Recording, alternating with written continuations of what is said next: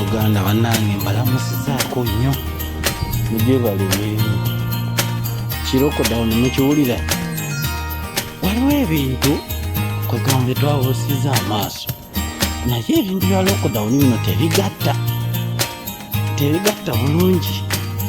ensonga yaviiriddeko oba eyaleetedde Lockdown yabadde ensonga ki kituufu tetugenda kugamba nti oba obulwadde tebuliiwo naye bwabadde bwagala kuleeta Lockdown eri selective ngamba selective eri etya omuntu n'agamba nti kati ababodaboda bakoma sawa 11 n'agamba ab'amaduuka zi supermarket n'amaduuka gamanene mubakati balina okukola n'agamba abantu abatunda ebintu ng'obwomubutale buno bwa wiiki obutale bw'omububuulo tebateekeddwa kukola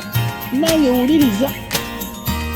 n'agamba amasomero gaggalewo ate amasomero bagamba okugalawo agafa abanaku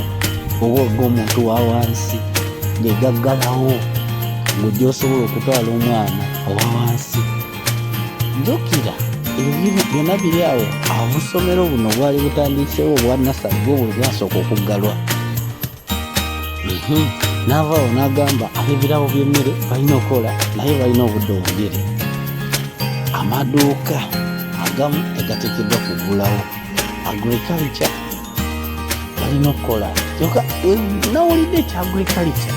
oba awulirako akatambi k'omukodomi alina weeyogera n'agamba nti we shall kill education system and health and we invest in agriculture kitegeeza ki nti kati nation yaabwe etandise okukola ki okutuukirizibwa mu mbeera bweti amaaso mugaggule Bannayuganda kati omwami ono wagenda n'agamba nti amasomero gaggalewo ennaku 42 abasomesa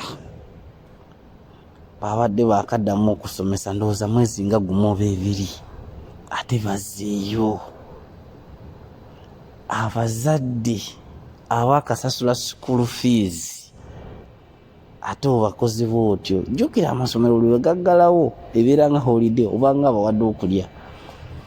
fees zize mwasasula enkadde ku luno we bakoma ate baagala sente endala ekitegeera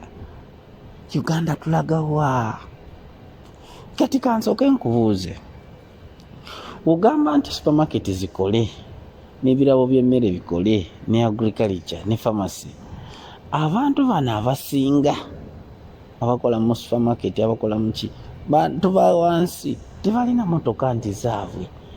era boda ze bagamba okuma ku ssaawa 11 ziteekeddwa okuba nga zandibatutteko banatambulawo bigere kyokka mu kutambula ebigere curfew nayo weeri Uganda wetuteekeddwa okubeera nze ekibuuzo kyembuuza tugenda kubeera wetuti pakati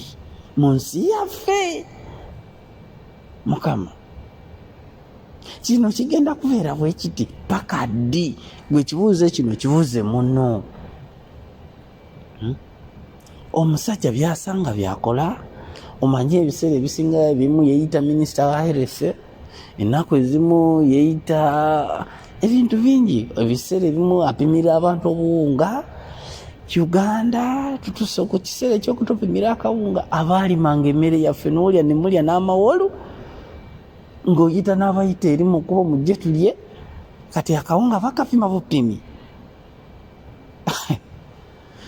nze ngamba twandizuukuse kubanga abasajja bano bwe baalaba embeera bweti mu myaka gy'ekinaana bakwata emuntu ne bagenda betawuluzaako olunabe lw'omusajja yali abafukidde naye ono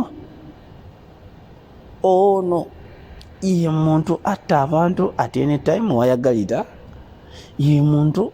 kwegamba mu Uganda buli kimu kati kiri ati waaka ekimalawo obulamu bw'omunauganda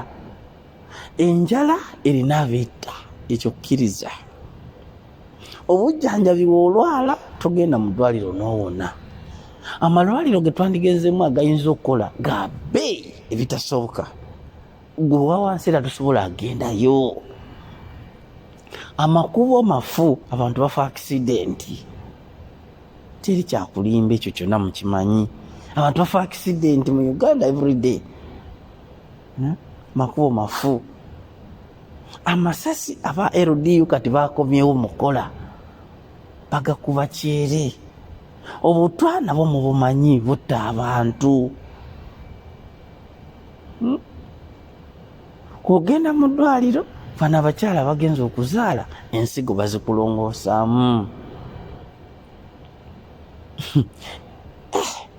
Baganda bange tukole tutya kwegamba okweza obujja. Jukira Uganda eno bagiyita Pearl of Africa, yali nsi ya mirembe, naye ne tugenda tufuna omukulembeze omubi bw'ati.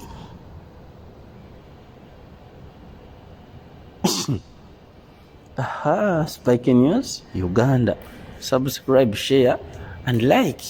for more information. Naye nga banange kino kisuse ku ekyandikomye.